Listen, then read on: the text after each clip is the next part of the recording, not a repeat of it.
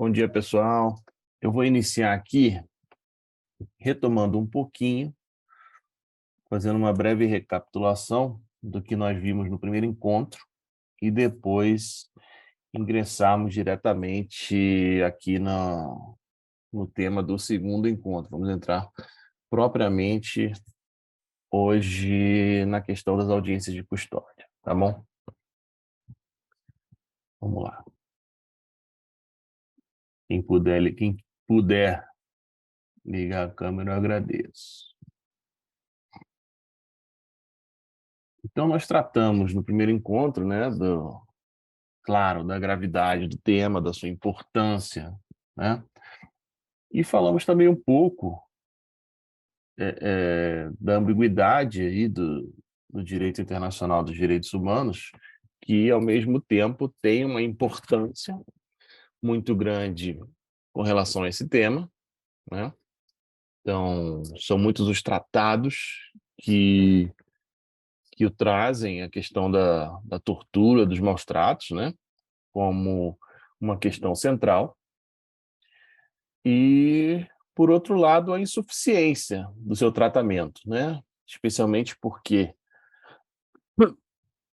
é muito focado na repressão em vez da prevenção. E nós vimos também que, do ponto de vista criminológico, a repressão, a tortura, e esse vai ser um tema bastante presente no encontro de hoje, é um tanto quanto delicado do ponto de vista prático mesmo, né? Então, e por outro lado, os tratados internacionais de direitos humanos, eles também são insuficientes na medida em que, muitas vezes, o jurista, né, ele tem uma visão um tanto ingênua, né, desses tratados. Em que sentido? No sentido de que, por sua simples existência, esses tratados viriam a resolver os problemas, né? Ou seja, a partir do momento que eu coloco o tratado ali de uma audiência, que eu coloco o tratado numa, numa petição, o problema ganharia uma outra relevância e, por isso, teria um outro resultado. Quando, na verdade, nós vemos que, do ponto de vista prático, não é bem assim que as coisas se dão, né? Ou seja, os tratados, né, os direitos humanos, eles estão ali no norte, mas eles precisam ser trabalhados estrategicamente, né? Estrategicamente, para que se dê a eles alguma efetividade, né? Nesse tema aqui, como eu disse, é bastante complexo e delicado, e a simples previsão dos tratados, a simples previsão, por exemplo, também do Protocolo de Istambul, não nos traz, assim, a garantia de que, com isso, nós, por si só, nós enfrentaremos de maneira eficiente, ou nós acabaremos com a questão da tortura, né? Por outro lado, também conversamos de que o Brasil tem um histórico bastante triste nesse aspecto, né, da prática da tortura, no sentido de que, desde a chegada, né, dos colonizadores, os povos originários, num primeiro momento, e depois a escravidão, se deu, em boa parte, se sustentou em boa parte por meio de tortura, de castigos físicos da maior gravidade, e era assim que se dava o controle e a manutenção da ordem, né? A própria origem, tratamos também aqui da origem da polícia e da prisão no Brasil, também intrinsecamente associado à prática da violência estatal e da tortura. Os períodos de nossa república também, aí no Estado Novo e depois com a ditadura civil-militar, em que a ditadura era uma arma política muito utilizada, né? E para o povo negro em especial, essa foi uma prática que nunca se interrompeu em nossa história, né? Então, nós trazemos aí que trata-se de um problema histórico que tem uma relevância especial no Brasil e no Brasil contemporâneo, nas questões relacionadas à prisão, à repressão estatal, à polícia, à prisão, né? E aqui a prisão eu digo em dois sentidos, né? A prisão propriamente dita, o estabelecimento prisional como um locus, digamos que, entre aspas, privilegiado para a prática da tortura, e também a prisão em seu fazer prático, né? O ato de prender alguém, também ainda extremamente relacionado à prática da tortura.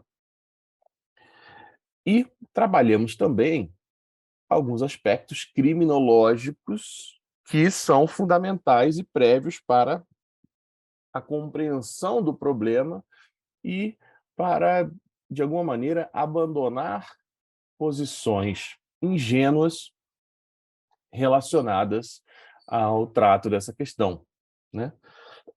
Trabalhamos aqui a questão da tortura estar ligada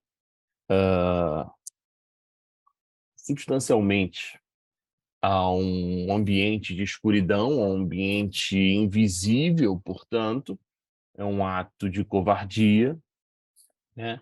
E que, dentre aquelas hipóteses, as três hipóteses do processo de criminalização, ela se dá, sobretudo, em razão da criminalização por falta de cobertura, né? Ou seja, as pessoas não são criminalizadas por tortura em razão do seu estereótipo, eventualmente por ter sido praticado de maneira grotesca, mas, sobretudo, ela se dá em razão da falta de cobertura, né? Ou seja,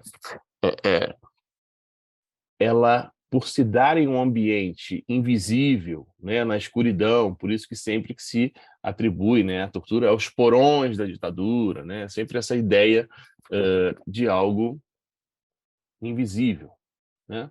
Ou seja, há uma cobertura que propicia a sua prática.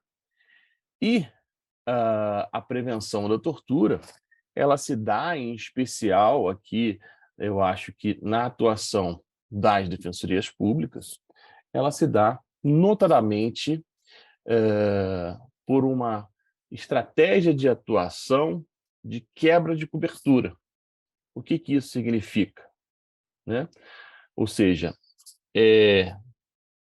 encarar os ambientes de sua prática, estudar esse ambiente e visualizar possibilidades de quebrar esta cobertura, né? Ou seja, quando falamos de prisão, nós falamos também aqui de duas possibilidades de atuação das defensorias públicas, que é, por um lado, a abertura, né, do espaço, ou seja, abrir o ambiente, ou seja, falando de prisão, né, nós temos que propiciar que mais instituições adentrem aquele espaço, né, ou seja, abrir a prisão, um ambiente naturalmente fechado, mas abrir ela para mais instituições, mais órgãos, como conselhos, conselho penitenciário, conselho da comunidade, mecanismo de prevenção e combate à tortura, né?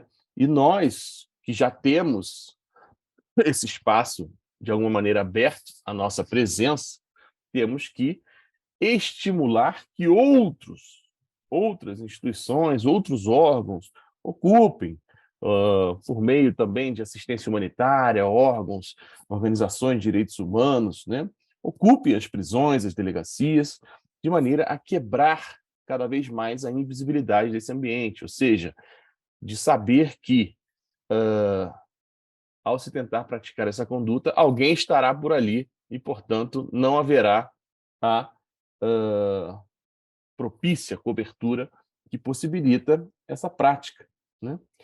E, de nossa parte, né, Como quebramos essa cobertura, além de atuar por abrir esse espaço para outras instituições, mas para nós, a quem essa instituição, a prisão, já está, digamos, aberta, nós temos a prerrogativa de entrada, etc., é ocupar esse espaço, né? O que é ocupar esse espaço? É estar cada vez mais presente nesse ambiente de maneira a torná-lo cada vez mais vigiado contra a prática de violência física e de tortura, né? Ou seja, cada vez mais prezarmos pelo atendimento presencial, pessoal nesse espaço, né? E também a realização de inspeções constantes nesses ambientes, né? Ou seja, estarmos presentes nesse ambiente, criar um ambiente de confiança com as pessoas que estão lá, né? Sair um pouco dos nossos gabinetes e também sair um pouco desse ambiente aqui que nós estamos, dos Zooms, dos Teams da vida, e também estarmos presentes, ou seja, qualificarmos o nosso acesso e estarmos cada vez mais presentes nesse ambiente, né? E, por outro lado, nós também falamos que, no âmbito da prisão nas ruas, que também é o outro ambiente em que acontece a tortura, a violência policial, que se traduz muitas vezes em tortura, né? Essa quebra da invisibilidade, essa quebra da cobertura, ela se deu com reclamos recentes, né? Que se materializaram em medidas muito recentes, contemporâneas,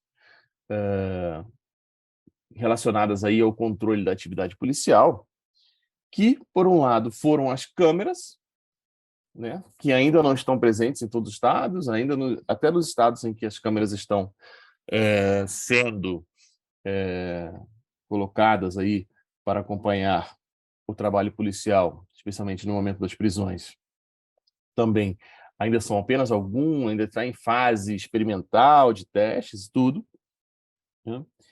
E entendemos, ao menos eu, de que não é a solução de todos os problemas, isso vai ser burlado, etc. e tal, mas que é uma medida que tem se mostrado efetiva até do ponto de vista estatístico nos estados em que ela tem sido implementada, né? No estado de São Paulo houve uma queda significativa na letalidade policial, seja aquela causada pelos policiais ou até mesmo dos policiais em atividade, né? Ou seja, os dados empíricos têm mostrado, ainda que em curto período de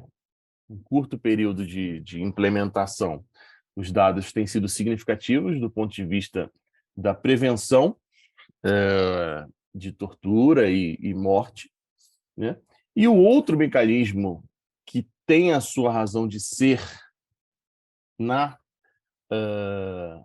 questão da tortura e da violência policial são as audiências de custódia, né? Ou seja, as audiências de custódia, que todos sabem, isso aqui não é nenhuma novidade, ela está prevista já há muitos e muitos anos, há décadas, inclusive, na Convenção Americana de Direitos Humanos, né, o Pacto de São José da Costa Rica, mas que o Brasil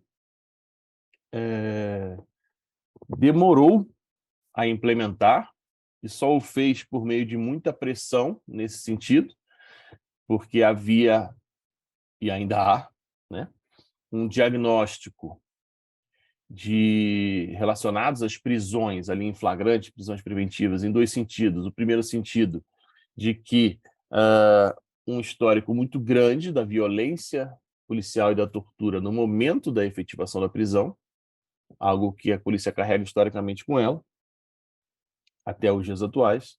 E, por outro lado, um número excessivo de prisões cautelares, de prisões preventivas, né?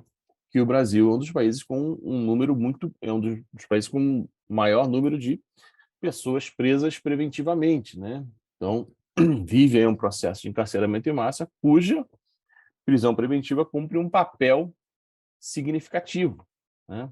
Então, aquela prática antiga, quem aí for um pouquinho mais antigo, não precisa nem ser tanto, né? Porque o Instituto é novo, né? Sabe como que eram analisadas as prisões em flagrante, era com base em papel, né? A pessoa via lá, lavrava-se a prisão em flagrante, ia para o juiz olhava o papel e dava aquelas decisões quase que automáticas, né? Ele olhava lá o tipo de crime, qual era o crime, se era reincidente ou não era, papapá, e pum, já saía uma decisão quase que automática. E as prisões e a liberdade sempre foi, do ponto de vista prático, uma exceção, ao contrário do que se dá no plano normativo, em que ela deve ser a regra, né? Tivemos, com relação às audiências de custódia, as pesquisas, grande parte das pesquisas mostrou, com dados em relação ao número de prisões preventivas, que, com as audiências de custódia, houve uma maior concessão de liberdade em relação ao status quo antes, né? Ou seja, em relação ao modelo ultrapassado e não convencional, né? Contrário, portanto, aí aos tratados de direitos humanos, em relação àquele regime, né, de análise das prisões em flagrante e conversão das prisões preventivas, em prisão preventiva ou não, né, aquele modelo do papel prévio às audiências de custódia, ele gerava um maior número de decisões de prisão do que se comparado ao posterior período de instalação das audiências de custódia. Algumas pesquisas mais recentes estão apontando que esse número tem se alterado um pouco, né? Aquele primeiro momento, as audiências de custódia foi mais favorável à liberdade do que tem sido os últimos anos, né? Ou seja, tem um movimento aí que, de alguma maneira, parece tentar normalizar autoritariamente a questão da liberdade. E, por outro lado, a outra razão de ser das audiências de custódia, que é a questão da prevenção e repressão à tortura e à violência policial, nós não temos propriamente estudos comparativos de que se isso reduziu ou não. Há dados, impressões pessoais das pessoas que trabalham com isso, de que houve, de alguma maneira, uma prevenção, especialmente no primeiro momento, né? Seria muito, digamos, cara de pau e sem noção, né? As pessoas apresentarem, imagina, né, a ideia, instala-se audiência de custódia, agora as pessoas serão levadas à frente de um juiz, de um promotor, de um defensor, tal. A pessoa presa vai ser levada, então, pô, fica chato, né? A gente levar um cara todo arrebentado na frente de um juiz, um promotor, né? Então, naquele primeiro momento, houve uma redução.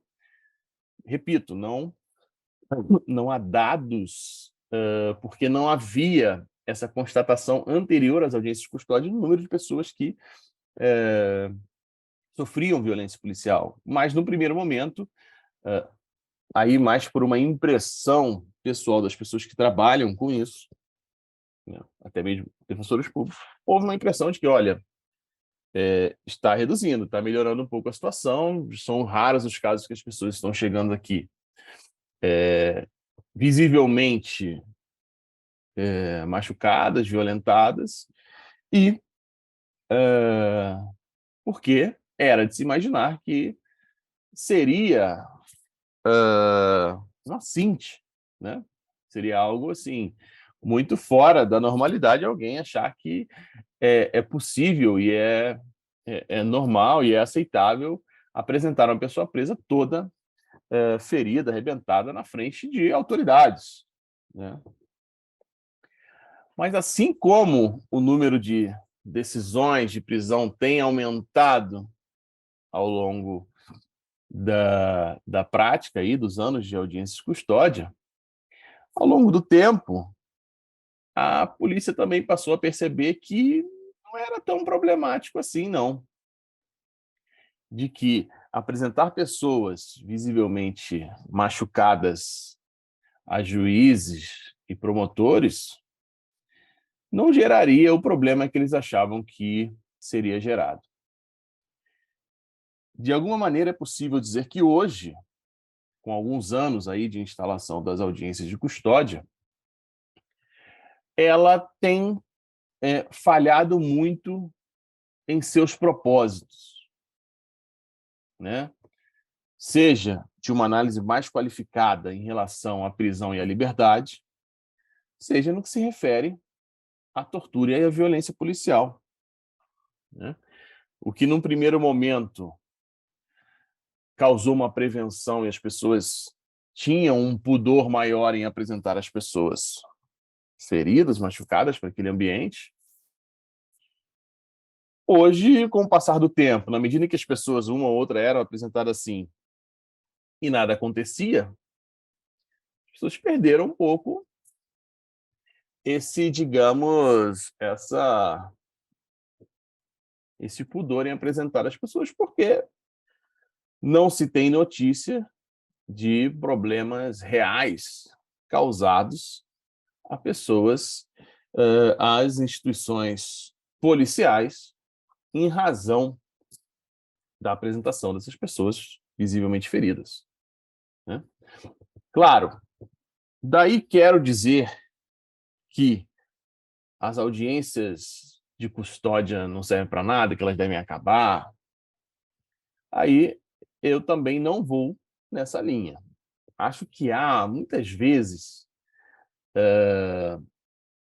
entre os juristas, aí, os profissionais do direito, muitas vezes até entre colegas defensores, tudo, uma visão um pouco infantilizada, ou às vezes um pouco mimada, assim, né, de achar que não resolveu, então não serve para nada, né? Não resolveu, olha lá, não adianta nada, né? Acho que é uma visão um tanto ingênua da realidade, né? Tanto ingênua da realidade, de acreditar que, por si só, os tratados internacionais vão resolver os problemas, né? Especialmente jovens colegas entram, né, estão muito com essa visão romântica acerca dos direitos humanos, né? De que, não, vou colocar então um tratado aqui na minha petição e pronto, os problemas estão resolvidos, porque imagina, se não conceder, então eu vou levar esse problema para a comissão, para a Corte Interamericana, e aí, e ao longo do tempo eles vão vendo que não é bem assim. A história dos direitos humanos nos diz que não é assim, que não é por meio de uma visão um tanto ingênua acerca da normatividade de direitos humanos, ou seja, basta evocar determinada norma de algum tratado e o problema estaria resolvido, né? Ou basta instalar as audiências de custódia que os problemas aí estariam resolvidos. A história de luta por direitos humanos, ela está intimamente ligada a um processo de luta, de militância, de estratégias para a implementação dos direitos humanos. Se não bastasse a edição de uma norma, de um tratado, certos problemas estariam automaticamente resolvidos, né? Então, nós temos que pensar em formas de atuação, em estratégias de atuação que leve a determinadas situações de constrangimento, a determinadas situações práticas, reais, materiais, que deem alguma efetividade àquela norma, alguma efetividade àquela estrutura, aquele instituto que nós lutamos para efetivar, né? Então, as audiências de custódia, ou mesmo as câmeras, elas não vão resolver os problemas por si só. Imagine, você instala câmeras e se chega e você requer a câmera e eles mandam a câmera errada ou dizem que não filmou e o juiz aceita, por si só, acabou, não tem utilidade alguma câmera, né? Ou seja, se o destinatário, se as instituições responsáveis por fazer esse monitoramento a partir da, da utilização prática, por exemplo, das câmeras, ignorarem, você vai dizer que por si só, então, as câmeras não são mecanismos úteis para o enfrentamento dessa questão? Não. Eu acho que é lutar por uma utilização cada vez mais efetiva desses mecanismos. E, da mesma maneira, as audiências de custódia. Parece que vão nessa linha, né? É melhor, então, acabar com as audiências de custódia? Não. Então, audiência de custódia é isso mesmo, então. Então, eu vou ficar fazendo o mesmo pedido aqui que eu faço todo dia e fica por isso mesmo? Aí também eu acho que não é um caminho. Não é um caminho. Quando nós normalizamos esse tipo de atuação que ocorre no dia a dia e tem ocorrido cada vez mais, nós também passamos a legitimar esse tipo de prática quando nos inserimos nela de maneira a normalizá-la, a normalizar o absurdo, as ilegalidades, a tortura, né? Nós estamos legitimando todo esse tipo de situação e estamos do lado do opressor. Então, aquela audiência de custódia com aquela manifestação de sempre ali, quase que mecanizada, ela muitas vezes vai ser um mecanismo de legitimação e de concordância com o estado de coisas que a audiência de custódia, em muitos lugares, tem se tornado. Então, nós precisamos pensar em formas de atuação estratégica que levem a um constrangimento, uma forma de tentar a efetivação da sua razão de ser, né? Que é a prevenção e a repressão à violência policial e à tortura. Mas aí sempre vai vir aquela pergunta clássica de encontros entre defensores, que é o tal do meu juiz. Mas com o meu juiz não vai adiantar, não. Mas com o meu juiz não adianta nada. Mas o meu juiz não vai aceitar. Cara, se a gente pensar na lógica do meu juiz, esquece. Esquece. Então você está indo fazer o que lá? Né? Ser defensor para quê? Mas o meu juiz não. Mas o meu juiz não vai aceitar isso. Vai ficar chato com o meu juiz. A história tal do meu juiz, né? Que é aquela desculpa que muitas vezes os colegas dão para uma situação que ele já não quer, já está desistindo da luta, né? Então, em tudo que nós fazemos, em todos os desafios que nós temos na qualidade de defensores públicos, nós temos que passar por uma visão estratégica e pensar que não é por uma ideia simples, ou por um argumento, ou por algo que você coloca numa petição, algo que você alega oralmente, é aquela frase que vai mudar tudo, né? Aquela visão ingênua, mais uma vez que eu falo, da atuação que muitas vezes se vê na defensoria pública. Né? Não, então vou alegar isso e pronto, já está mudada aí a cabeça do meu juiz que todo dia aceita pessoas arrebentadas aqui, né? Então, nós vamos tentar trabalhar juntos aqui, a partir de alguns casos, de algumas ideias, de possibilidades de atuação estratégica nesse ambiente das audiências de custódia. Tá? Alguém até aqui, alguma dúvida, alguma questão? Alguém quer fazer alguma pergunta? Fiquem à vontade. Mais uma vez aí, conclamo a quem puder ligar as câmeras. para a gente poder interagir, não ficar só aqui falando sozinho. Acho que é um tema de formação que é importante que as pessoas participem na medida do possível, tá? Se não puder, manda no chat a pergunta, a gente para e responde. Mas fiquem à vontade, não estou vendo que tem estagiários, residentes, não fiquem, estão participando igual, não fica naquela, não vou perguntar porque e tal, não. Fiquem à vontade, nenhuma pergunta é uma pergunta boa, tá?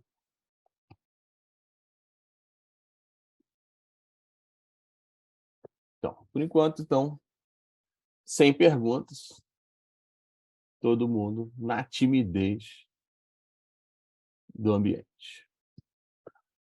Eu falei ainda um pouquinho, acho que no final do primeiro encontro, é algo que vai perpassar todo o restante da apresentação e do nosso debate, que é a necessidade de estruturação interna da defensoria para o enfrentamento dessa questão. A questão, ela é muito grave, lida com fatos muito graves, e ela não se dá por meio de atuações voluntaristas ou atuações individuais a partir da ideia de uma pessoa. Eu acho que é necessário que façamos essa reflexão, e aqui falo sem saber se há ou não há, ou o que há nesse sentido, em específico, na Defensoria Pública da Bahia, né? Eu acho que, na forma como nós precisamos, nós não temos,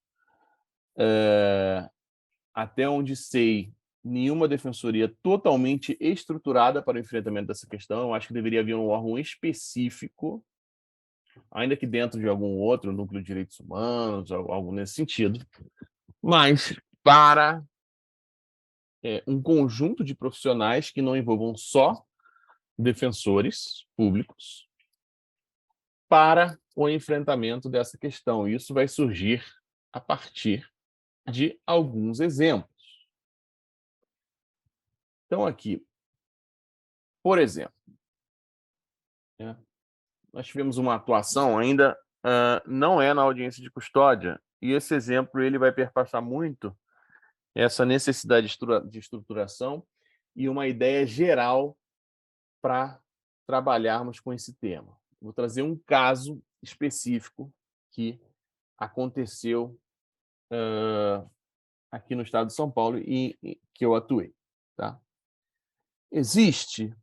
Ainda existe, no estado de São Paulo, vinculado à Secretaria de Administração Penitenciária. Opa, chegou aqui a... Quero saber se será disponibilizado. Infelizmente, não consigo usar a câmera aqui. Coisa simples, professor. Manda aí a pergunta no chat. Vai, Lírio. Não, professor, a pergunta, na verdade, era essa que eu fiz aí, é porque eu não estou conseguindo ver 100%, está caindo aqui. Deixa eu lhe dizer rapidinho, Entendi. sem querer interromper o raciocínio, é porque toda vez que toca nesse assunto eu lembro de uma situação, eu fiquei sabendo aqui na minha cidade, um policial que, um assistido, saindo da defensoria com a cartilha da defensoria sobre abordagem policial, e aí, ao que parece, eu não busquei saber direito ainda. O policial abordou ele, próximo inclusive à defensoria, e fez uma abordagem, né, no caso, e aí viu que ele estava com essa cartilha de abordagem policial e fez ele comer a cartilha, engolir a cartilha, algo assim. Bem assim, algo bem sério porque, por se tratar de uma situação típica de tortura, de violência, de abuso, e também por estar na rua da Defensoria Pública, que também é a rua da justiça, do juiz, né? Do juiz não, da justiça, né? Em frente a uma escola, do fórum, isso, em frente a uma escola, próxima à delegacia, ou seja, bem no centro mesmo, numa situação como essa. Enfim, sem querer atrapalhar esse raciocínio. E a pergunta é se ficará disponibilizado também. Obrigado. Acho que ficará disponibilizado para assistir internamente aí, né? Sim, o vídeo a gente não vai disponibilizar, né, no YouTube, né, a pedido do professor, né, Patrick? Mas a É, gente vai disponibilizar internamente. perfeito. Internamente a gente vai disponibilizar a aula. As demais aulas, alguns professores não tiveram objeção de disponibilizar no YouTube, mas a aula específica do professor Patrick não vai estar disponibilizada no YouTube. Ah, Mas você pode, ao final do curso, né, essa é a última aula, você pode passar um e-mail para sdep.pedagogia e solicitar a disponibilização desse link. A gente vai disponibilizar somente internamente e vamos deixar claro para vocês que esse vídeo não pode ser repassado, porque a gente não tem autorização do professor para ser repassado externamente. eu expliquei lá na primeira aula que era mais no sentido de, por mim, não haveria propriamente problema, mas eu acho que o tema e a possibilidade de falar mais livremente sobre ele e de questões que as pessoas possam apresentar como perguntas e tal, tratar da sua região, às vezes poderia inibir aí alguma coisa, mas vamos seguindo. Então, Lírio, olha só, essa situação aconteceu também aqui em São Paulo, tá? Foi uma situação bem parecida, em que havia, não sei se isso foi em 2012, mais ou menos por aí, vocês devem conhecer que aqui em São Paulo tem uma região do centro da cidade, em que fica a chamada Cracolândia, né? E que sempre que em véspera de período eleitoral ou algum período assim que eles queiram chamar atenção, há muitas operações policiais, aí saem prendendo as pessoas que tem lá, uma confusão generalizada. E aí teve um ano, né, logo que teve a primeira operação nesse sentido, a defensoria, eu vou falar da defensoria como um todo, né? Não fui eu que fiz isso, mas estava lá colaborando também, tudo, né? E a defensoria teve essa ideia da cartilha, né? Que a defensoria também adora uma cartilha, né? Acho que tem a sua importância, mas também tem seus limites, né? E fizeram uma cartilha sobre abordagem policial e distribuíram lá na Cracolândia e tal, tal, tal. E da forma como foi feita, eu achei que ela encarou muito do que eu falo sobre essa ingenuidade de achar que a norma muda a realidade por si só, né? Então, foram distribuídas cartilhas lá na Cracolândia, então veio um policial abordar uma pessoa, a pessoa foi e mostrou a cartilha da defensoria, de imediato recebeu um fortíssimo tapa no rosto, né? E com xingamentos, né, de enfia essa cartilha, né, naquele lugar, etc e tal. E a pessoa depois foi lá na defensoria cobrar. O pessoal da defensoria que estava lá. Falei, e aí, vocês me deram essa cartilha aqui, falaram que era para eu fazer, eu fiz e apanhei para caramba, né? Uma situação um tanto parecida quanto essa aí, que você falou da sua cidade, né? Então é preciso muito cuidado nesse tipo de atuação, porque a realidade ela suplanta a norma, né? Não adianta você falar lá, dar uma cartilha lá dizendo que tal, eu tenho direito de ser abordado tal, e a pessoa, ou seja, do ponto de vista prático, a depender da forma como você faz essa atividade, você coloca as pessoas em risco pessoal. Vou dar um outro exemplo que está ligado com outro tema, que não é propriamente isso, mas é correlato, e aí de uma forma que eu acho que foi feito de maneira mais pensada, mais correta. Nós fizemos uma campanha, isso foi também, começou lá para 2012, 2013 e tal, 14, essa época assim. Nós fizemos uma grande campanha em São Paulo, depois ela tomou o Brasil todo, tudo, contra a revista vexatória nos presídios, né?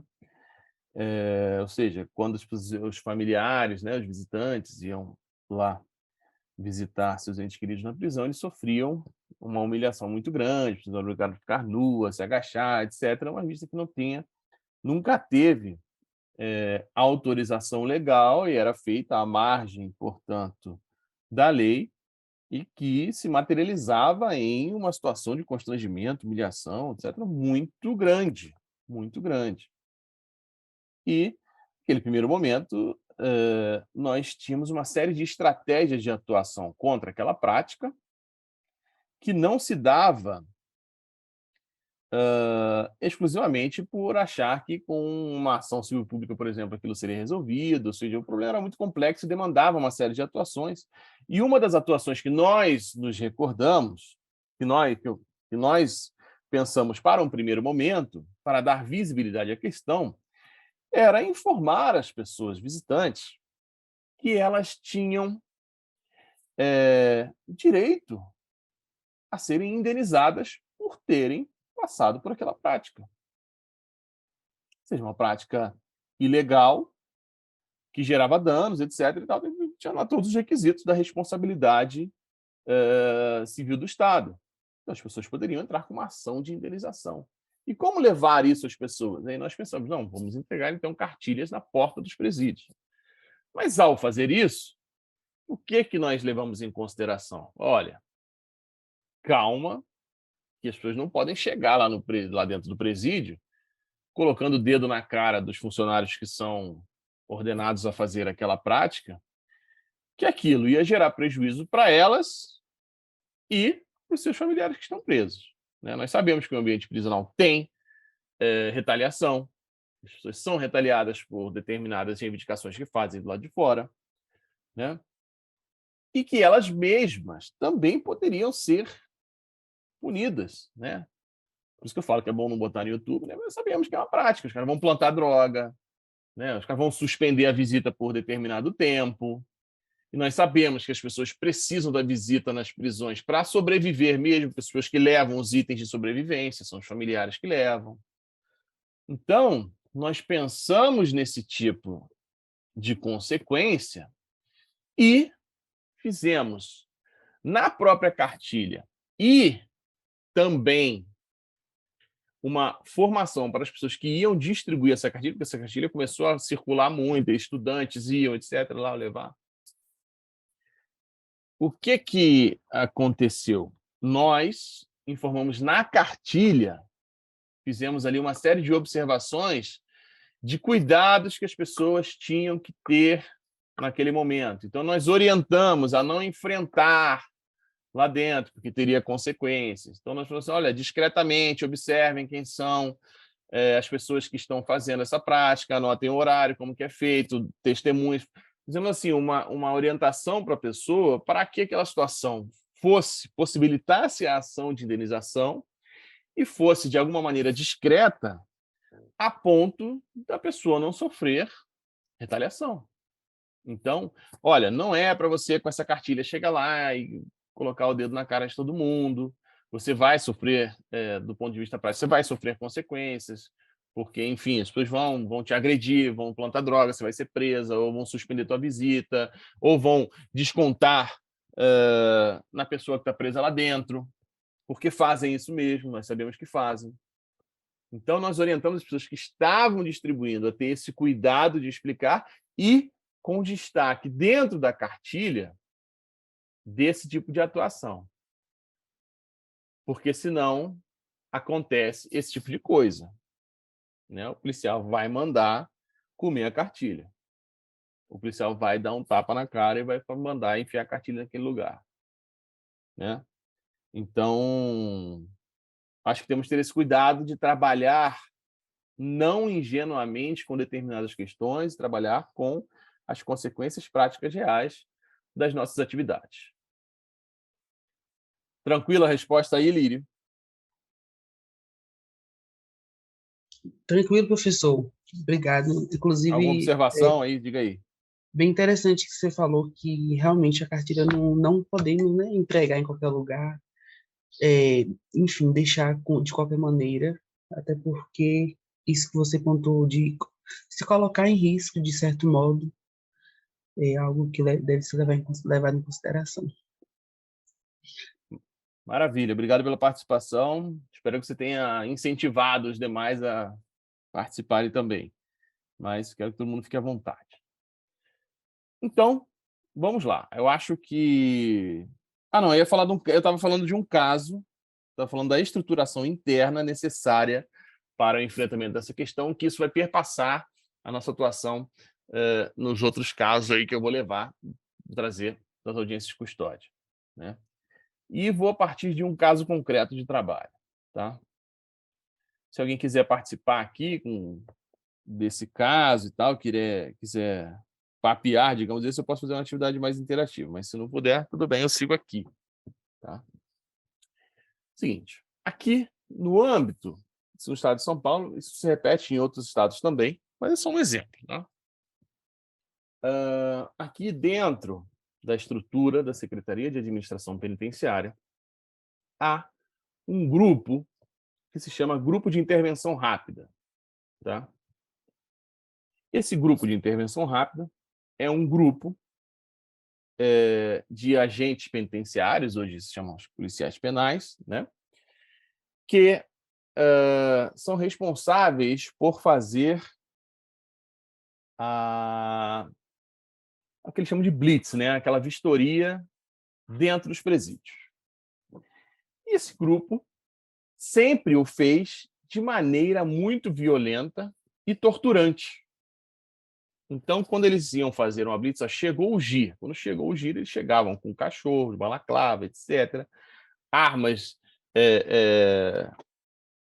que chamam de não letais, não sei se o nome é o ideal, mas armas como bala de borracha, bomba de gás lacrimogêneo, tudo isso para fazer uma vistoria nas celas. E quando eles chegavam, era uma prática de absoluto terror. Então, os presos apanhavam muito, todos, né?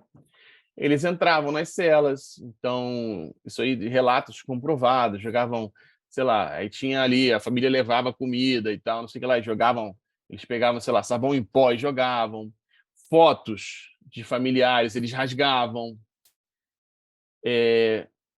digamos que tocavam aí literalmente o terror no ambiente. E também batiam muito nos presos. Era comum a prática da tortura, então estava a bomba, então aquela situação absolutamente covarde, sem nenhuma necessidade, que era só realmente para humilhar e torturar, e batiam muito nas pessoas, né? Esse grupo ainda existe, tá? Eu vou falar, talvez se der tempo, eu falar um pouco de algumas medidas que conseguimos tomar no final. E esse grupo, ele atuava em diversos presídios, então ele era uma espécie de ameaça aos presos. Oh, se vocês fizerem tal coisa, vamos chamar o gira, e todo mundo ficava com medo e tal, porque acontecia todo esse tipo de coisa.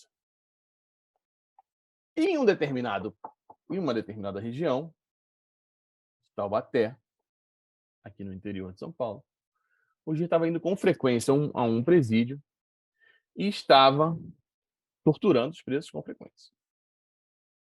E aí, o defensor do local ia lá, constatava tudo, tirava foto, etc., fazia tudo o que tinha que fazer para apurar, e peticionava ao juiz de execução penal para tomar providências. E era uma juíza, à época, a juíza da execução penal, não tomava providências, tal, perguntava e voltava, falava, não tem problema, arquivava e tal, não tomava nenhuma providência. Aquela situação, portanto, assim como eu falei das audiências de custódia, né, as pessoas vão se sentindo mais livres a praticar. Então, ele ia barbarizando cada vez mais, cada vez mais, cada vez mais, até que, depois de diversos pedidos que foram feitos à juíza de execução e que foram negados, nós chegamos a uma constatação. Falou, olha, não vamos legitimar esse tipo de situação, etc. E uma das coisas que nós pensamos foi representar a juíza na corregedoria do Tribunal de Justiça, né? Então, mas aí tem uma questão prévia, por isso que eu falo da ideia de estruturação interna. O defensor, esse defensor que estava ali, Por isso que eu falo para não botar no YouTube, né? Senão eu tô contando a história aqui, a juiz assiste e vai ver o que a gente fez, né? Então, o defensor falou assim, olha, o problema de representar é que eu trabalho todo dia com ela aqui. Eu sei que vai começar a indeferir meus pedidos e tudo que eu ganho hoje eu vou começar a perder, etc. Apesar dela fazer isso, não é uma juíza que é, do ponto de vista comparativo com outros, não é das piores e tal, uma juíza razoável, concede muitos dos meus pedidos, e a gente vai entrar numa questão pessoal. Quando você representa a pessoa que você trabalha todo dia com ela, você entra em uma questão pessoal e o convívio fica inviável. Falei, correto, você não pode representar a juíza. Eu acho muito complicado, só em casos extremos, talvez que envolva já uma briga propriamente pessoal. Fora isso, acho complicado essa representação. Mas, enfim, cada caso é um caso e tal. Mas nesse caso que nós pensamos, eu era coordenador do núcleo de situação carcerária, eu era afastado para cuidar dessas questões prisionais, com mais um colega Bruno Chimizo e a Verônica Cionti.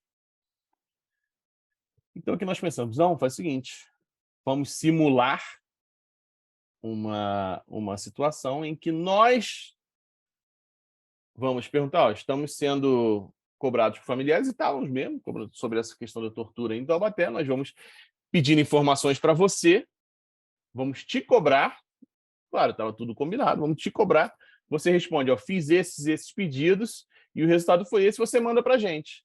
Porque você manda isso para a gente, nós representamos a juíza.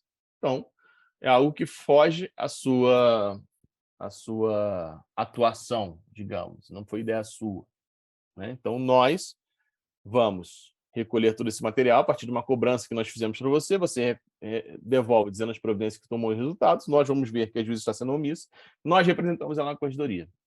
Representamos uma vez, digamos que não deu nada, depois representamos de novo. Aí a juíza se ligou e falou assim, olha, claro, a gente sabe que no fundo, essas representações da corregedoria, para dar alguma coisa, precisa ser muito, né? Enfim, eles se protegem, né, e tal. A gente sabe como é que funciona a corregedoria das instituições, especialmente das instituições de repressão, né? E chegou um determinado momento que a juíza falou, Lírio, o seguinte, falou, eu não vou ficar sendo mais representada, não. Entendeu? Ela falou, ó, eu não sou eu que estou agredindo ninguém, tal, eu não vou ser mais representada, não. A partir desse momento que ela falou assim, eu não sou eu que estou praticando nada, eu vou ficar aqui tomando representação por conta que os caras lá estão lá torturando, é ruim. Aí ela foi, aí a partir desses procedimentos que ela estava sofrendo na corregedoria, de novo foi lá o GIR e pau nos presos. Aí teve um episódio que conseguiram contactar a defensoria, o defensor foi assim, logo que eles tinham, o tempo que ele já foi lá e já constatou tudo, e foi com mais gente, outros defensores já foram lá, e nisso que eles foram lá, conseguiram constatar os presos tudo machucado e tal, e bala de borracha, enfim, chegou logo em seguida da ação. Ele tentou chegar na ação, mas chegou logo em seguida, já tinham saído, depois que, quando ele soube o que estava acontecendo e tal, juntou tudo e peticionou para a juíza. A juíza, assim, eu não vou mais ficar tomando representação na corregedoria, né? Mó estresse e tal, né? É tipo aquele tipo de coisa assim, que não dá nada, mas ninguém gosta, né? Então ela falou assim, vou apurar. Aí no que ela foi apurar, ela falou, vou apurar. Aí falou pro defensor, vai, tudo que você peticionar aqui eu vou fazer. Então fizeram uma audiência já no dia seguinte do ocorrido, a juíza deferiu lá. E aí, o que aconteceu? Eu fui de São Paulo, capital, com o Bruno Chimizo para Taubaté para participar da audiência, porque o defensor de lá tinha os processos dele para cuidar, tinha as coisas dele para fazer, e também ele não queria ter aquele envolvimento tão direto na região que ele atua. Então, ele deixou tudo, digamos que, para nós matarmos no peito, nós de São Paulo, que nós fizemos tudo. Então, nós criamos toda uma estrutura para preservar o colega que estava lá e, ao mesmo tempo, atuar de frente nessa questão. Então, nós ficamos 2 dias lá fazendo audiência, a juíza deferia tudo. Mandou ouvir, a gente ouviu dezenas de presos, era um atrás do outro, um atrás do outro.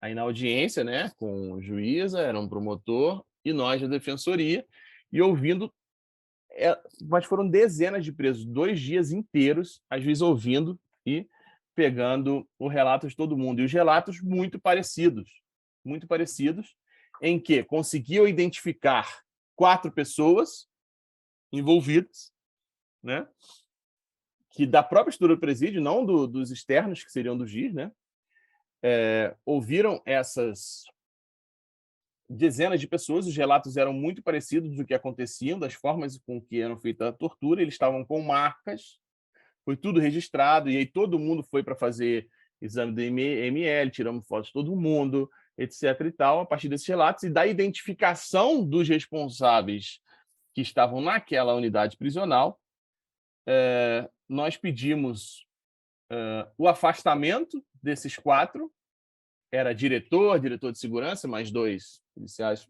penais. Nós pedimos o afastamento imediato deles, porque, enfim, os caras estão torturando, as pessoas estão sob custódia deles, não podem ficar no meio ambiente, né? Pedimos para a juíza o afastamento deles e foi deferido o afastamento deles, a apuração de tudo, né, da prática da tortura. O promotor, diante daquela situação em que a juíza estava a fim de apurar, defensoria pressionando, ele também não ia...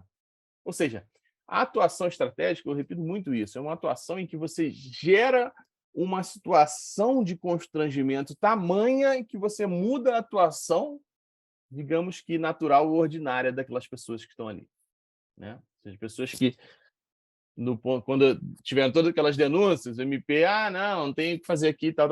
Aí, diante dessa situação, aí foram afastados, a questão ganhou muita repercussão, né? E agora eu vou encurtar um pouco a história para a gente seguir, mas o fato é que, posteriormente, eles conseguiram, os profissionais, retornar por meio de mandado de segurança, conseguiram mandado de segurança para retomar as atividades, mas a persecução penal prosseguiu, e aí acho que nós não tivemos, deixamos lá prosseguir junto com o MP e polícia, eles que apuraram, e o fato é que houve denúncia por tortura e eles foram condenados por tortura. Um caso raríssimo de condenação por tortura. Mas a nossa atividade aqui, naquele momento, era parar com a tortura. E depois seguiu lá com o MP e a polícia. E, diante de tamanho constrangimento, levaram adiante e foram condenados por tortura. Claro que depois, esse GIR, esse foi o primeiro baque que eles tiveram, e depois nós conseguimos uma série de decisões em outras regiões do Estado, outras comarcas também do Estado, em que o GIR, num primeiro momento, foram decisões em que o GIR, quando ia intervir nos presídios, eles eram obrigados a comunicar Judiciário, Ministério Público e Defensoria.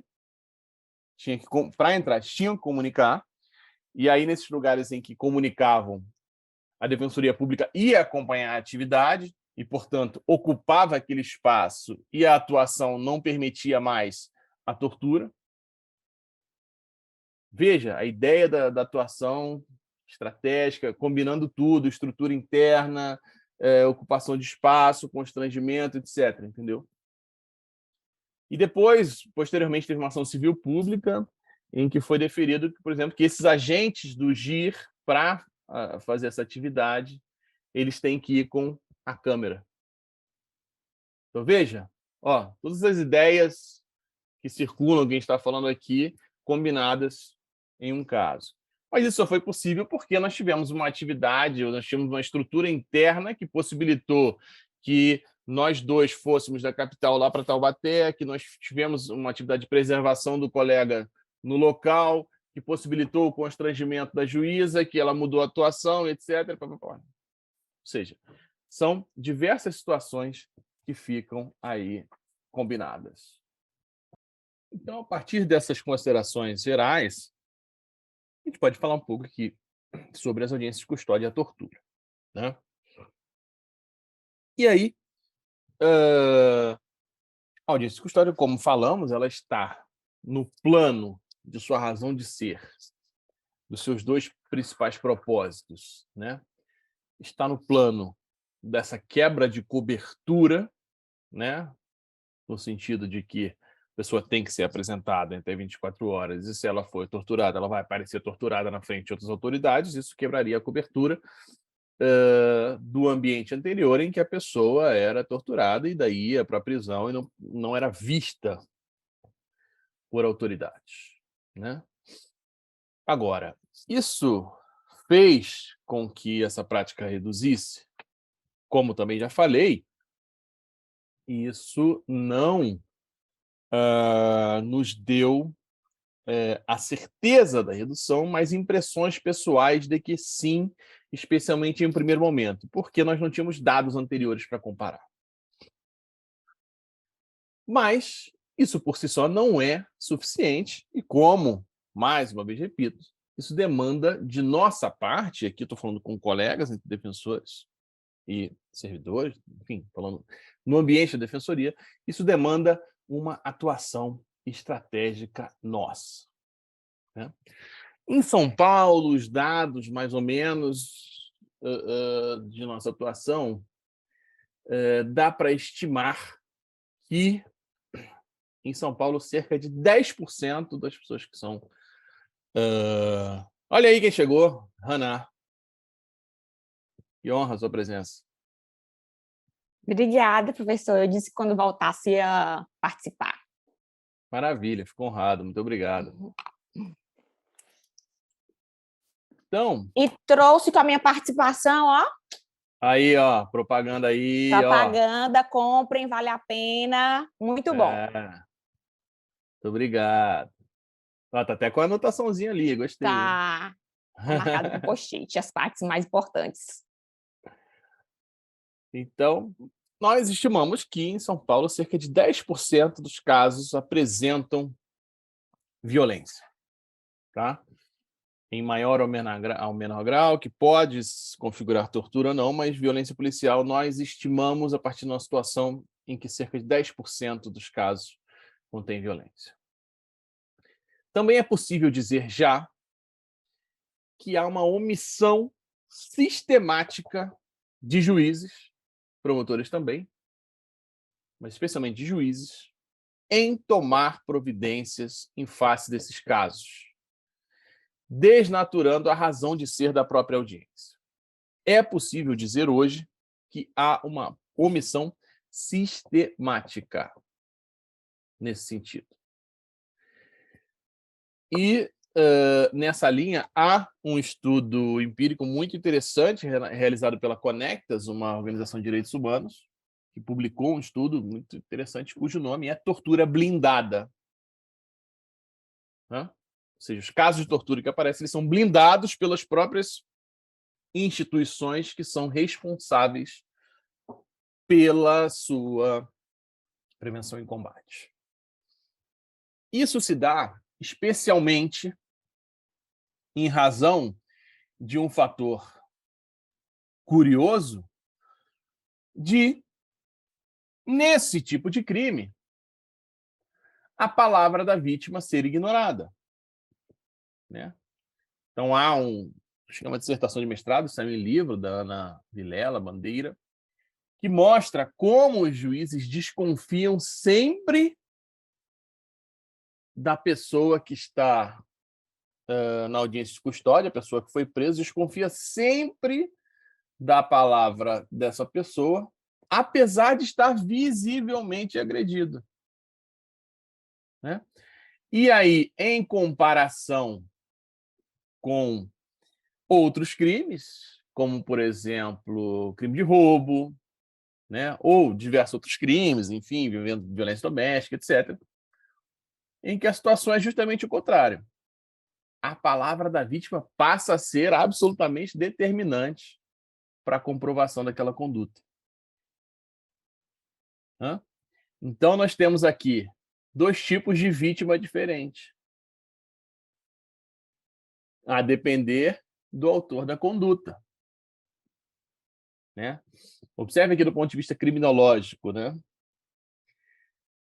Quando a vítima é a mesma que o autor de outro lado, o que eu quero dizer com isso? A vítima da tortura, quando ela é, ao mesmo tempo, o suposto autor de um outro crime, como um roubo, enfim, o que quer que seja, ou seja, por suas características pessoais, sempre a sua palavra é desconfiada, ela não tem validade.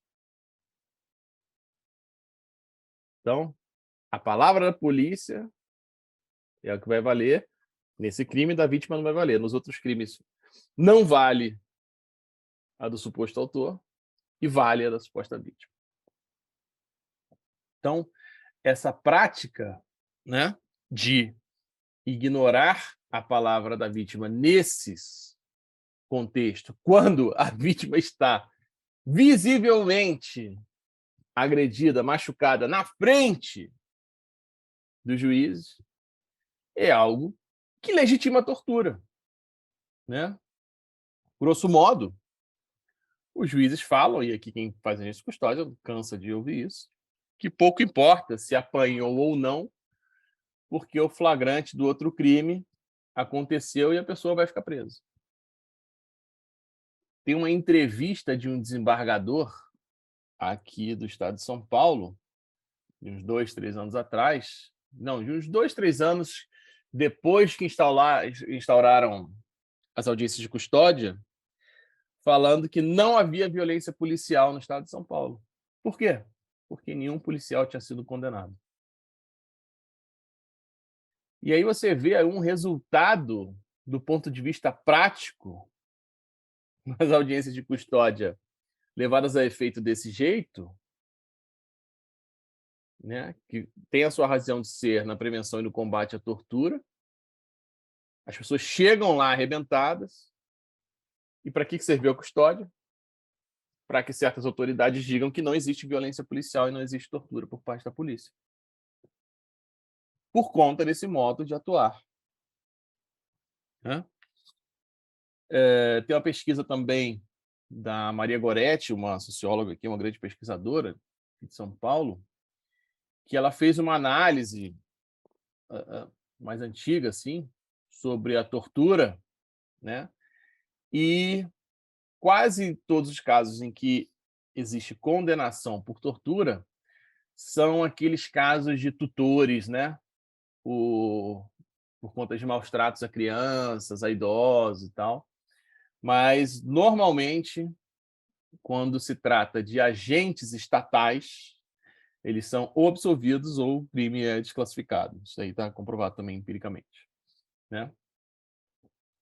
Há um colega meu que atua muito na audiência de custódia, que ele tem uma foto, ele ficou de me mandar essa foto até hoje, né?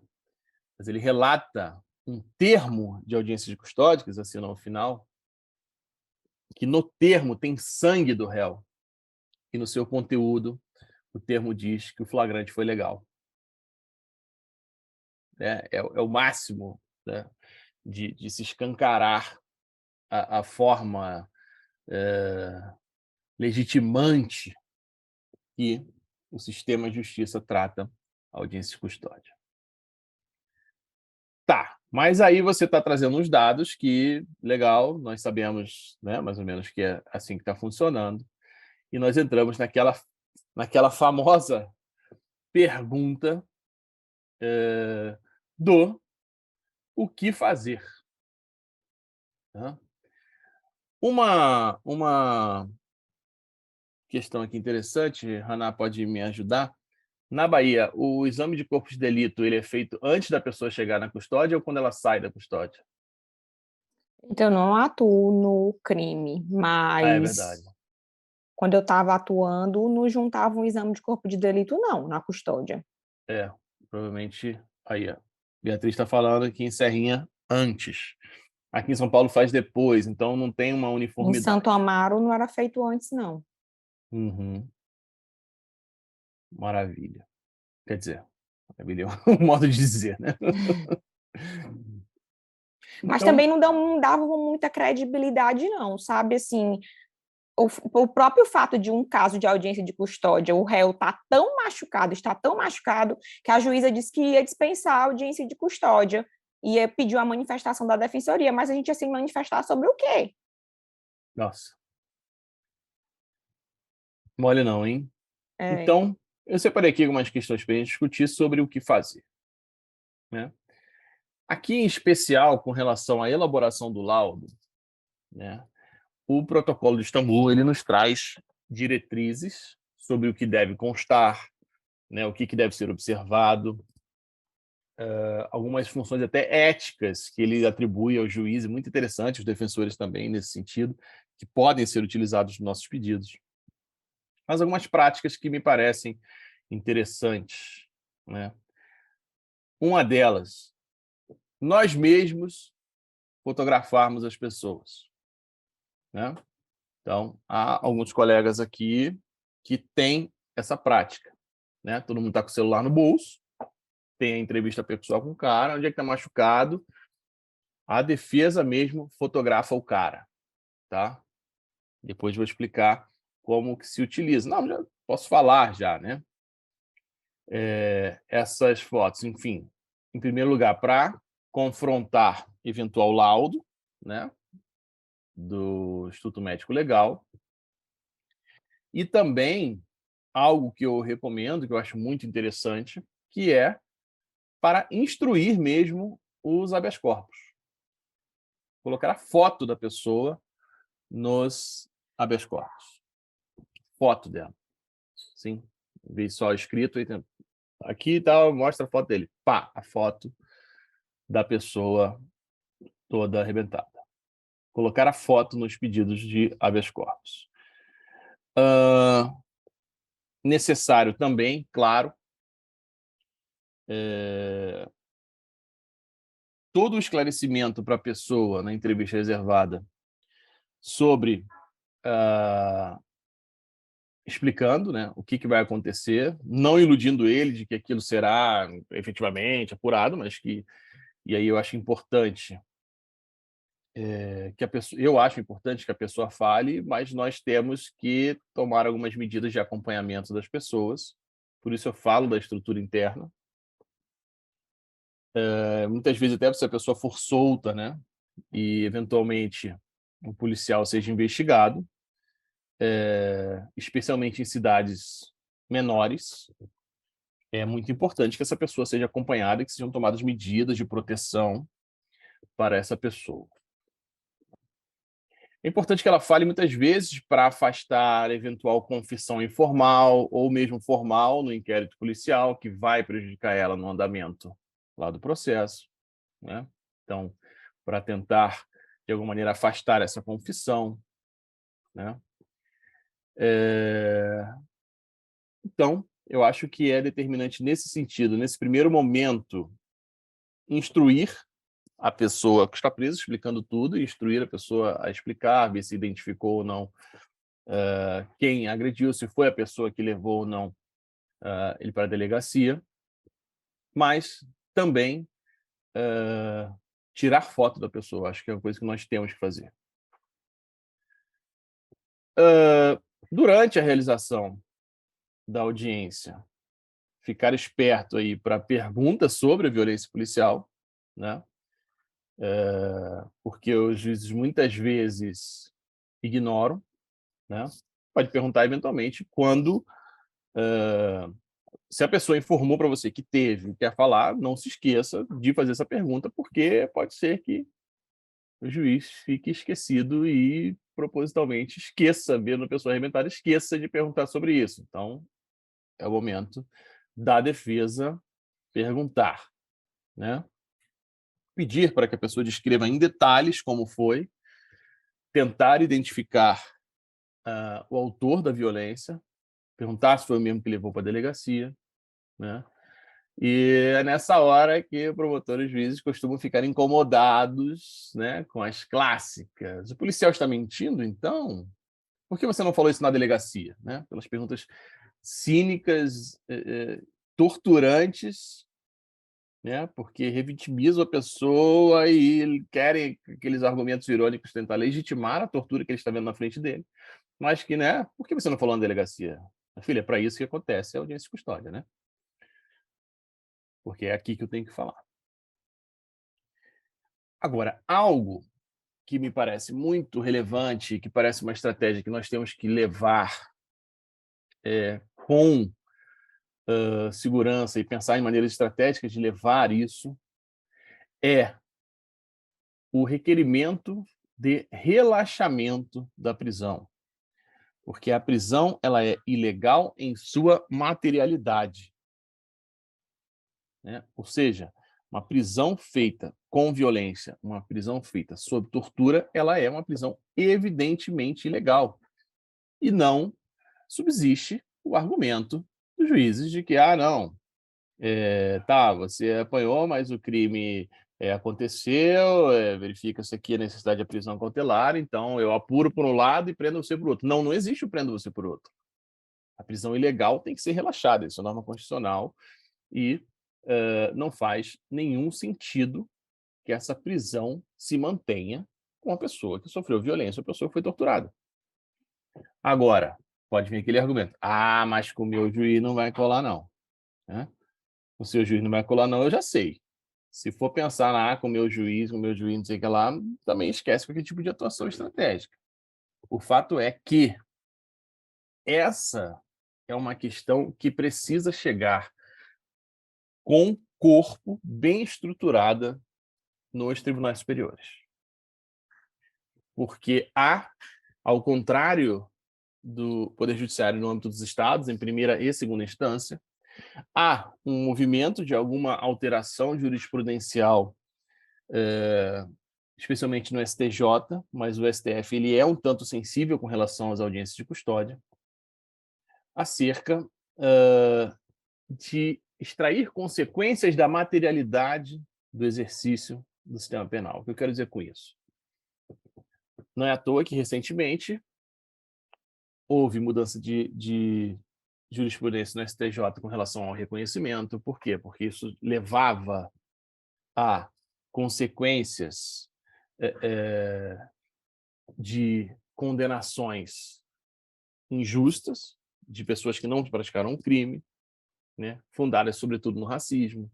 Então, há uma série de decisões que estão mudando no âmbito do STJ que estão relacionadas à ideia dos direitos humanos, né? A questão da fundada suspeita dos guardas municipais, no âmbito da execução penal, a questão da contagem em dobro da prisão, ou seja, a questão da ilegalidade a partir da materialidade é um assunto que está fervilhando nos tribunais superiores. Então, e daí que com o seu juiz não vai colar? Com o seu juiz não vai colar, tem um monte de coisa que não cola e a gente alega mesmo assim. Mas o fato é que nós, defensores públicos, não podemos aceitar a ideia de que uma pessoa que chegou torturada, ela pode continuar presa. De que essa prisão ela é formalmente legal. Ela é materialmente ilegal. E, portanto, por ser ilegal, essa prisão tem que ser relaxada. Eu acho que esse, inclusive, é um dos temas centrais que as defensorias públicas têm que levar de maneira estruturada e estratégica aos tribunais superiores. E, para isso, é preciso recorrer ao protocolo de Istambul e os seus requisitos de elaboração do laudo, é preciso tirar a foto das pessoas e instruir os pedidos com a foto, né, das pessoas, com os laudos, né, para que nós passemos a modificar essa jurisprudência. Do contrário, a audiência de custódia ela vai perder o sentido, né? Aqui não conheço decisão aqui de São Paulo de relaxamento nesse sentido, mas já teve decisão que absolveu a pessoa depois, o juiz da vara absolveu a pessoa em razão disso, que anulou tudo desde a prisão. Mas o fato é que isso não tem que ficar ali na ideia, eu joguei esse argumento, mas o meu juiz não vai colar. Não vai colar, só vai vir de cima para baixo. A partir desse momento, de cima para baixo, e da pressão, é que alguma mudança pode se verificar. Acho que esse é um tema Patrick, central. com licença, essa questão até dessas decisões judiciais, né, da mudança de entendimento do STJ sobre o reconhecimento, essas questões da execução penal, contribui até para a ideia de jurisdicionalização, né, da execução, Sim, de ver a execução penal realmente como uma questão jurisdicional e não meramente administrativa. isso. Então, eu acho que isso está num âmbito maior de levar essa materialidade das circunstâncias concretas, das ilegalidades concretas, e daí tirar consequências, né? Ou seja, uma prisão que está superlotada, ela não é uma prisão legal, é uma prisão ilegal, e daí tem que tirar consequências, né? Eu acho que a consequência tinha que ser o relaxamento da prisão das pessoas, né? Concessão, no mínimo, de prisão domiciliar, mas, enfim, já é alguma coisa, a contagem dobra o tempo de pena. E da mesma maneira, aqui, para o âmbito prévio à execução penal, no momento da prisão, de tentar extrair consequências da ilegalidade. Não pode torturar a pessoa e mantê-la presa, porque a prisão está formalmente... O que é a prisão formalmente legal? Por que é formalmente legal se o cara apanhou? O que tem de formalmente legal? Que o cara escreveu o boletim de ocorrência direitinho? Fez auto de prisão em flagrante em língua portuguesa? Não, a prisão é ilegal. Agora, é claro que os juízes não vão... Por isso que determinados temas, eles só vêm com alteração de cima para baixo. Muitas vezes até o próprio juiz ali de primeiro grau, que está com boa vontade de dar uma decisão dessa, ele toma uma do seu tribunal, aí fica, não quer mais e tal.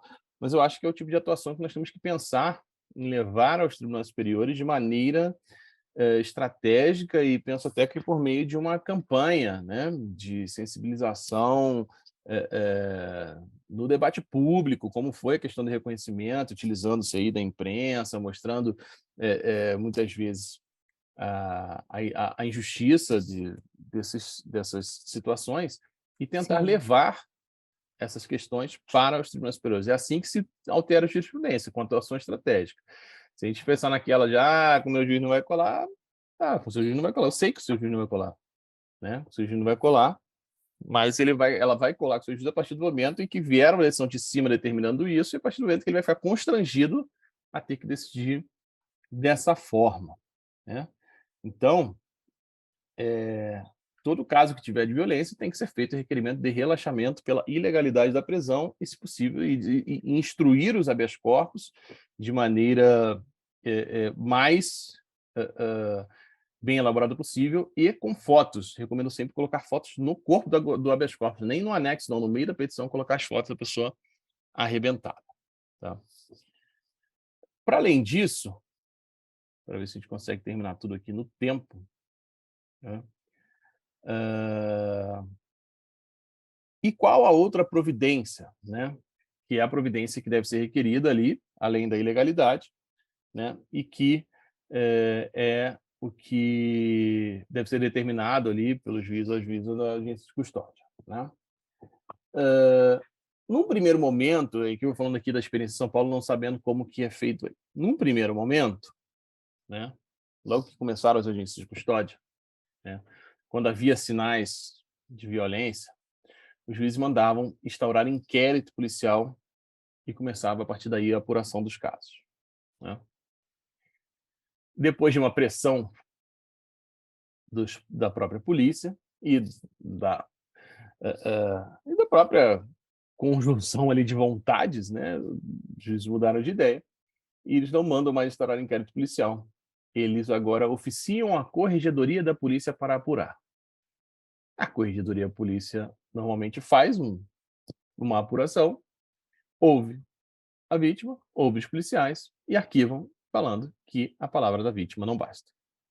Essa não é só a palavra vítima, são as provas materiais do laudo, etc. e tal. Mas o fato é que, como eu falei aqui, de corregedoria, as corregedorias, elas são órgãos muito mais de proteção dos seus agentes do que de fiscalização deles. Então, não vai ter a própria corregedoria, salvo quando algo muito extraordinário, não vai ser a própria corregedoria da instituição que vai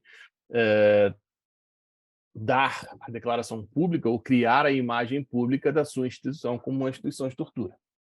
Por isso me parece inadequado. Quem mandar para a corregedoria, manda, mas não só, né? Se há indícios de autoria materialidade, etc. O que precisa para a instauração de um inquérito policial? É tudo que está ali. Né? Todos os indícios estão ali e o que deve ser feito é a instauração do inquérito policial. E deve ser requerido, em minha opinião, nesse sentido, que deve ser requerido, em todo caso que tiver alegação de violência, é o requerimento de instauração de inquérito policial. E não, se o juiz quiser mandar para a corregedoria, manda também, mas desde que determine a instauração de inquérito policial, porque estão presentes os requisitos para a sua instauração, simplesmente. Né? Em muitos casos, na minha opinião, há até motivo para prisão em flagrante. Né? Há até motivo para prisão em flagrante. Teve uma vez aqui em São Paulo, para vocês verem o nível da seriedade do negócio, né?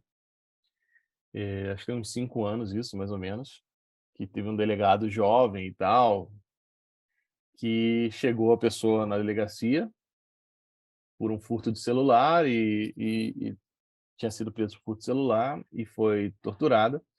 E o policial ele lavrou o flagrante da pessoa pelo furto de celular e do policial pela tortura. Sabe o que aconteceu?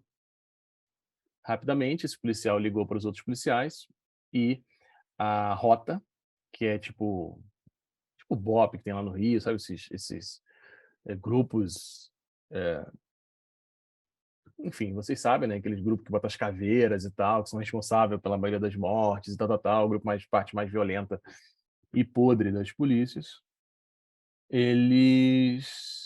A delegacia dele foi cercada por esses policiais, tá? E ele ligou chorando para o juiz: o que eu faço, o que eu faço, o que eu faço.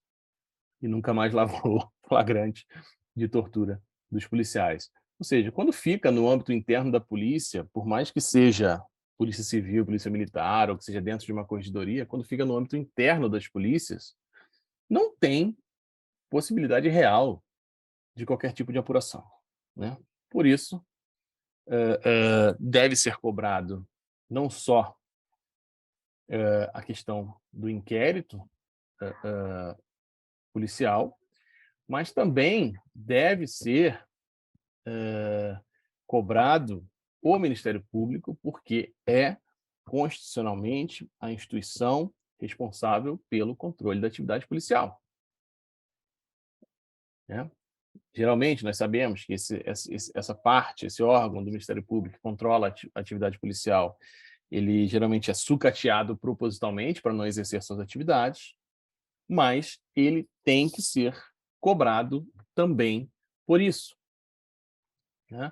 Ou seja, ele deve ser cobrado do porquê que os inquéritos não caminham, porquê que as corregedorias arquivam tudo. Né? Ou seja, tem um órgão que controla esse tipo de atividade, e ele deve ser cobrado nesse sentido. Aqui em São Paulo, eles são cobrados especialmente pelas associações de familiares de vítimas, né? As mães de maio, etc., vão sempre cobrando o Ministério Público nesse sentido. E penso eu que em uma atuação estratégica,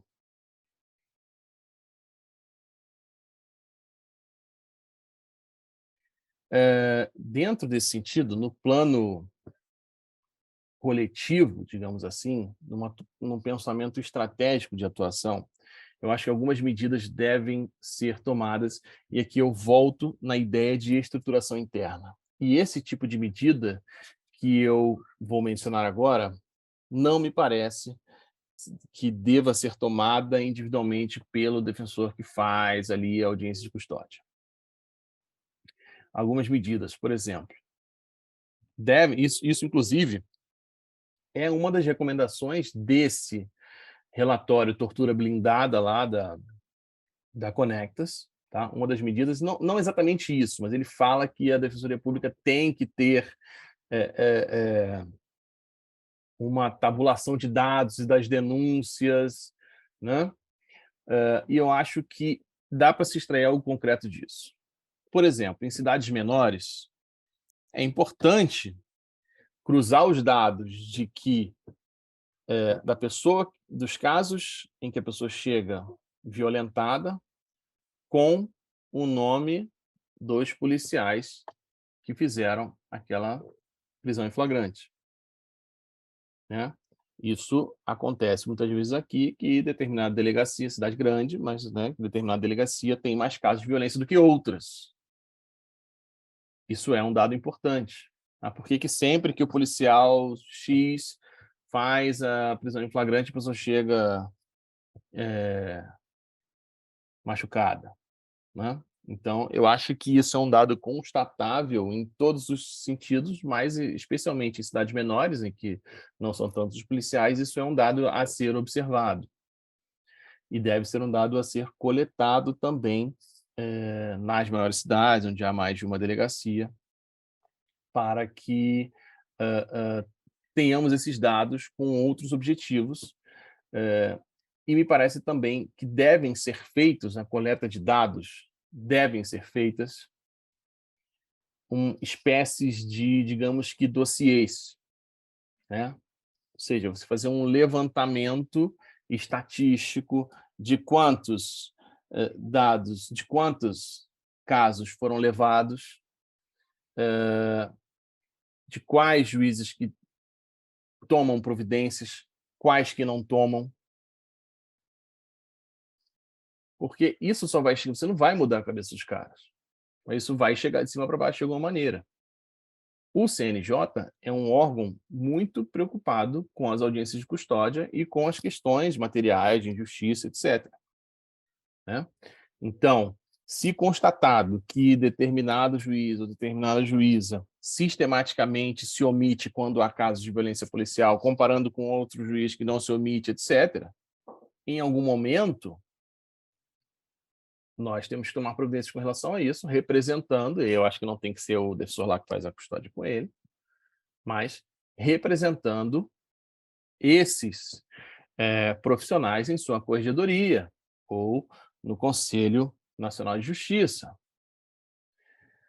Temos que fazer uma coleta de dados para alguns tipos de constrangimento público, um deles é essa representação, mas também temos que ter dados que possam ser levados à imprensa no sentido de que na cidade tal tem mais tortura do que na cidade tal, porque na cidade tal tem o juiz X e na outra tem o juiz Y.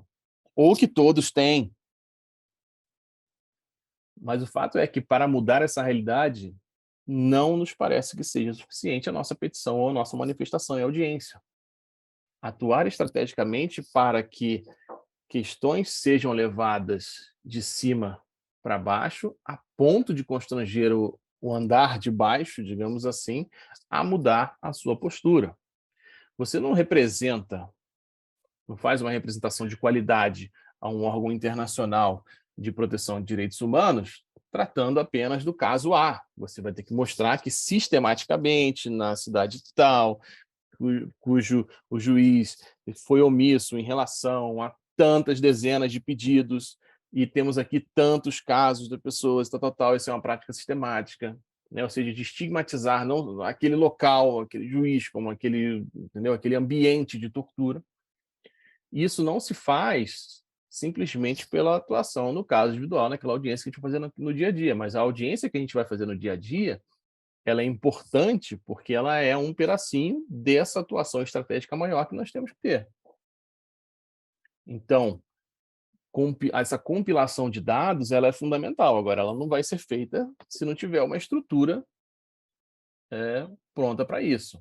Não vai ser colega A, colega B, que vai ficar compilando os dados ali de maneira voluntária, etc. É preciso um plano institucional de atuação em casos de tortura, né? Então, eu tenho certeza, por exemplo, de que um trabalho desse sentido, bem feito, né, constatando a omissão sistemática de determinado juiz, se chegar no CNJ, vai dar uma tremenda dor de cabeça para essa pessoa.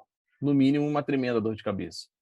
Talvez na corregedoria do tribunal não dê. Agora, é preciso alguém que acompanhe esses casos, que faça esses casos e que faça um acompanhamento na corregedoria para depois ir para o CNJ, porque dificilmente se consegue ir direto para o CNJ, né? Eles têm uma certa supressão de instância lá na consideração deles, de modo que essa atuação ela precisa ser estratégica nesse sentido, ou seja, todos os pedidos têm que estar muito bem instruídos.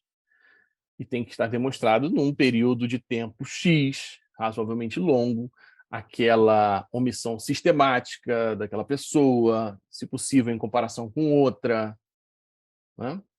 E se a gente achar que é assim mesmo e tal, só o meu pedido aqui na audiência e tal é o máximo que a gente dá para fazer, não vai mudar nada, né? Eu acho que uma atuação estratégica ela passa pela utilização de mecanismos de constrangimento, né? No primeiro lado, eu acho que a melhor forma de atuação, do ponto de vista da liberdade e tal, de criar uma tese jurídica, é levar essa questão do relaxamento da prisão, da ilegalidade material da prisão sob violência e tortura para os tribunais superiores de maneira muito bem instruída, se possível com esses dossiês, etc., mas sempre com foto. Eu acho que esse é um campo estratégico de atuação que eu acho que tende a ter um sucesso no médio prazo. E o outro é o constrangimento daquele que se omite diante da tortura, né? Por meio dessa compilação de dados que leve a representações, por meio de uma representação institucional, se possível até do defensor público geral, né? À corregedoria e posteriormente ao CNJ, por que não a órgãos internacionais de proteção de direitos humanos, e sempre com uma atuação estratégica com outras instituições, sociedade civil, movimentos sociais e imprensa, no sentido de pressionar por uma mudança desse quadro. Acho que esse quadro não tende a mudar com a atuação que nós temos hoje. E qual é a atuação que nós temos hoje, em geral, pelo Brasil?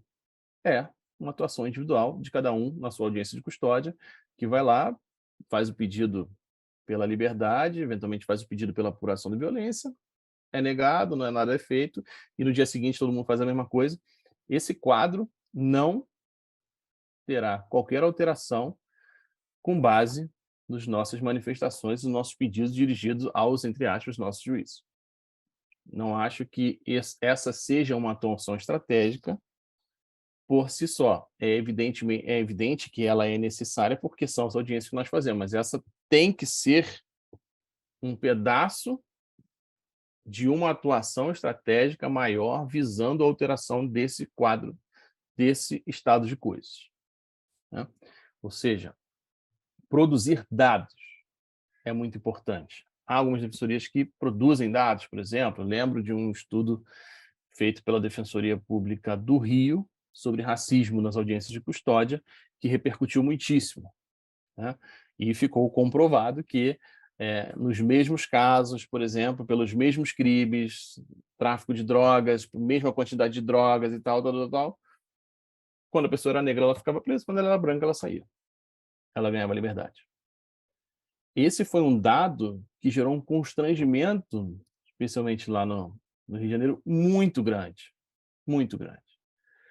E isso foi feito por meio de estudos de compilação de dados, ou seja, de uma estruturação interna que leve esse debate do racismo ali à questão. Então, depois de toda essa repercussão, na hora que chegava uma pessoa, você vê que tem ali algum constrangimento, isso pode ter algum resultado prático diferente. E eu acho que, com relação à tortura, devem ser feitas atuações estratégicas que, em minha opinião, passam por esses dois pontos, né? Do ponto de vista interno, jurídico, de decisão judicial, de pleitear por meio de habeas corpus, por exemplo, a ilegalidade da prisão feita sob violência e tentar a alteração da jurisprudência dos tribunais superiores. Aí eu acho que tem que ter uma conversa entre as defensorias da maneira de levar isso, de fazer uma própria campanha nesse sentido.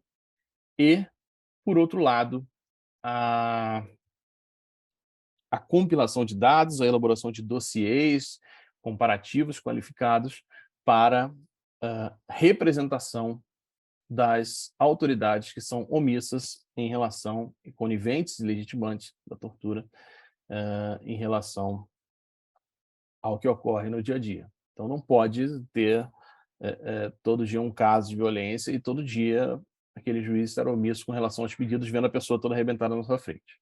Então, partir das nossas fotos, do laudo do ML, das observações, das recomendações do CNJ. Quando tem recomendação do CNJ, assim, então o CNJ está pleno para atuar nesses casos. E representações sistemáticas e bem qualificadas e bem instruídas, elas podem sim ter resultados, e elas geram efeitos com relação aos demais magistrados que não foram representados, mas que não querem ser representados e sofrer aquelas consequências. Então, essas são algumas medidas, claro, que eu falei aí, da compilação de dados, reparar quem é o policial, qual a delegacia, os juízes, tirar foto, observação do protocolo de Istambul com relação à elaboração do laudo. Tudo isso dentro de uma estratégia maior que não, repito, que não se restrinja à nossa atuação diária, realizando audiências de custódia, fazendo nossos pedidos que são necessários, mas que devem estar incluídos dentro de uma lógica maior de prevenção à tortura nas audiências de custódia. Ou, se não, de outro lado, o que nos resta é aceitar a audiência de custódia como está, nesses termos, e achar que nós estamos tendo uma atuação relevante e apenas ficar naquela reclamação de que ninguém faz nada e tal, e fica por isso mesmo. Eu opto pela primeira opção, e eu acho que temos que fazer uma reflexão muito profunda nesse sentido, e daí eu trago aqui as minhas sugestões de atuação, que é o que também são ideias que partem de alguns casos concretos que nós tivemos, como aquele caso do GIR que eu trouxe aqui no início dessa segunda parte. Acho que foi no início da segunda parte ou no fim da primeira parte desse encontro, né? Que foi muito nesse sentido e teve resultados efetivos aí relacionados à tortura, tá? Então, chegamos aqui a 1 para o meio-dia, encerrando aqui a apresentação, e fico aqui aberto aí às dúvidas, sugestões, críticas, enfim, para dialogar aí com quem estiver ainda com interesse e sem fome. Patrick, bom dia. Bom dia. Aqui em Serrinha, na minha comarca, eu já observei uma situação que é a seguinte: quando o flagranteado ele relata que sofreu agressão policial e começa a contar o relato dele, a juíza automaticamente aproveita dessa situação para fazer perguntas sobre os fatos. Ah, mas você foi apreendido nessa hora que os policiais chegaram, você estava com o quê? Ah, mas você estava mesmo com o celular? Ah, mas com o que você foi encontrado? E já teve casos de o flagranteado, no momento, confessar. Ah, estava com o celular, sim, e tal. E eu me insurgi quanto a isso no momento da audiência, mas a juíza, inclusive, falou: não, mas eu não concordo com esse entendimento de que não se possa questionar sobre os fatos na audiência de custódia, porque eu preciso saber dos fatos para decidir sobre a prisão. E assim seguiu. Então, eu sempre fico assim com um certo receio de deixar que eles façam um relato muito minucioso com relação à agressão policial ou qualquer outra ilegalidade, e isso ser usado contra eles com perguntas e reperguntas sobre fatos. Aí eu fico com essa dúvida e essa, assim, como me portar nesse, que medidas tomar em face dessa situação? Essa é a pergunta mais concreta assim, possível, porque você visualizei aqui a sua audiência, né? Eu acho que a atitude que você tomou de fazer a intervenção é a possível. É a possível. Eu acho que se a pessoa tiver realmente sofrido a violência e tiver disposta a falar, ela tem que falar e depois tentar extrair aí das consequências, até, por exemplo, na elaboração de de um estudo maior sobre de compilação de dados sobre a atuação dessa juíza em audiência de custódia, né? E tentar, ela que julga depois na vara, isso é um problema, né? Porque aqui na capital, em São Paulo, são outros juízes e tal, né? Então ela já vai lembrar que o cara confessou, né? Ela ainda falou, mas eu não vou considerar. Fica tranquila, doutora, eu não vou Não, considerar. eu vou esquecer disso aí. Eu vou considerar esse relato. Aí eu, Não vou. Não vai não, não vai não. Imagina, confia na senhora. Aí eu acho que a atuação vai ter que ser no sentido de tentar uma anulação posterior, né? Mas é aquilo, né? Ou seja, essa situação ela também poderia se repetir, mesmo se ele não... E ela se repete mesmo se ele não relatar os casos de violência, né? Tem juízes que entram na questão dos fatos, dando um miguezinho na pergunta, mesmo quando não tem violência. E eu acho que a atuação é tentar anulação, né? Aqui ela sempre entra. Então, na maioria dos casos, se não há um relato de violência, de agressão ou de uma outra conduta ilegal, eu, inclusive, oriento que eles não respondam nada na audiência de custódia, porque eu já sei que será perguntado sobre fatos. Entendi. Aí é melhor nem falar nada, e aí Mas não falar eventualmente sobre a violência. Para avaliar a ilegalidade, eu preciso que eles falem, né? Exato. Às vezes te deixa numa sinuca, né? Eu acho que aí nesses casos é muito difícil falar para o cara orientar, não, essa tu responde, essa não responde, essa responde, essa não responde, né? Mas ficar intercedendo, doutora, tá entrando nos fatos, mas ela vai indeferir a sua intervenção porque ela acha que não tem problema entrar nos fatos, mas está lá na norma dizendo que não vai entrar nos fatos, né?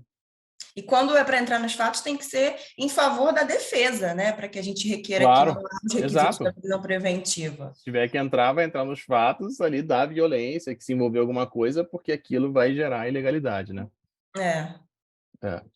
Mas eu acho que o único jeito é tentar, pelo lado individual, tentar uma anulação posterior e aí que eu falo, né, de tentar uma luta por uma estruturação de uma estruturação interna da instituição para fazer essa compilação de dados e tentar representações em face dessa ilegalidade, né? Acho que é uma luta que tem que ser feita em todas as defensorias.